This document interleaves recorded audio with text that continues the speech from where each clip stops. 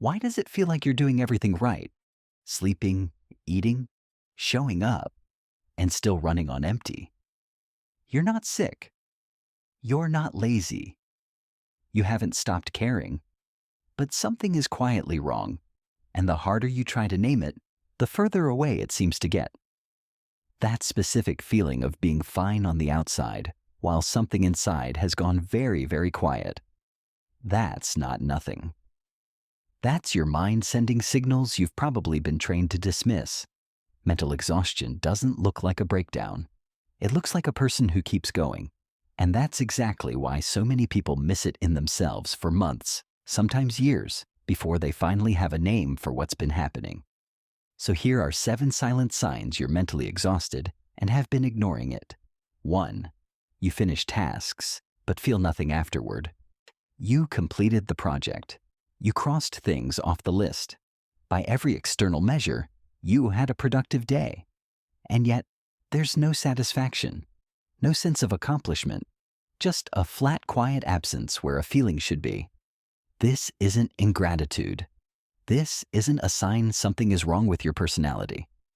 When the mind is chronically exhausted, the reward system quietly shuts down. The brain stops generating the signals that make effort feel meaningful. So you keep moving, mechanically, reliably, while feeling increasingly like you're watching someone else live your life. If you've started wondering why nothing feels rewarding anymore, that question itself is worth paying attention to.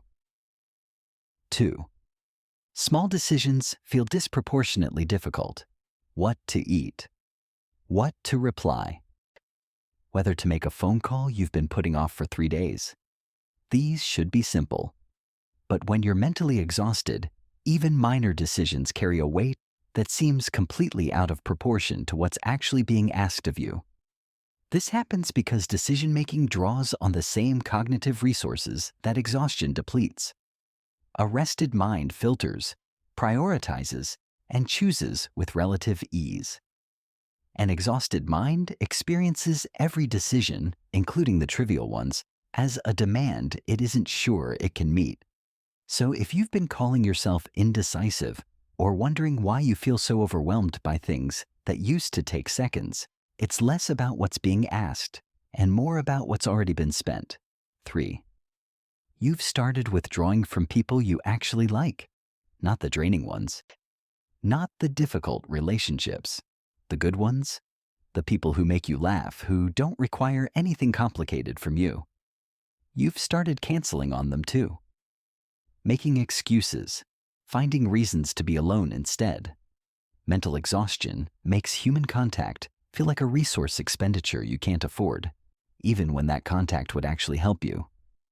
Social withdrawal at this level isn't introversion. It's a warning sign. And the quiet sadness that often follows, the awareness that you miss people you're actively avoiding, is one of the more painful signatures of a mind that has been running too long without real rest. If you feel this, you're not broken, but you are closer to empty than you might want to admit. 4. You're sleeping, but not recovering. You get the hours, maybe even more hours than usual, and you wake up tired. Not groggy, tired. The kind of tired that sleep doesn't seem to touch. Physical rest and mental restoration are not the same process. Sleep addresses the body. Mental exhaustion lives in a layer that sleep alone cannot reach. Studies consistently show that chronic psychological stress disrupts the restorative quality of sleep even when sleep duration remains normal, leaving people waking in a deficit they can't explain and can't seem to close no matter how long they stay in bed. If you've been sleeping more and recovering less, that gap is telling you something. 5. You've become unusually sensitive to things that didn't used to affect you. A comment that slides right off most people lodges in you for hours. Noise feels louder. Traffic feels more infuriating. Small frustrations trigger reactions that feel embarrassingly large, even as they're happening. You notice them. You don't fully understand them. And afterward, there's usually a quiet shame that something so minor could affect you so much. Heightened emotional reactivity is a documented symptom of mental exhaustion, not a character flaw. An overwhelmed nervous system lowers its threshold for distress. Things get in more easily. They stay longer. The filter that once kept small irritants small has worn thin. And what you're experiencing as oversensitivity is actually your system telling you it has nothing left in reserve. 6. Your inner voice has gone quiet. Most people have a running internal monologue, a sense of self that observes, reflects, has opinions, makes plans. When mental exhaustion becomes severe enough, that voice gradually dims. You stop having preferences. You stop making plans with any genuine enthusiasm. You stop reflecting on your own life because reflection itself has become exhausting. This is one of the most commonly overlooked signs because it doesn't feel like a symptom. It feels like finally being calm, like having reached some kind of neutral. But there's a difference between peace and numbness. And if you've been struggling to locate what you actually want, not what you should want, but what you genuinely feel pulled toward, that absence is a signal worth taking seriously.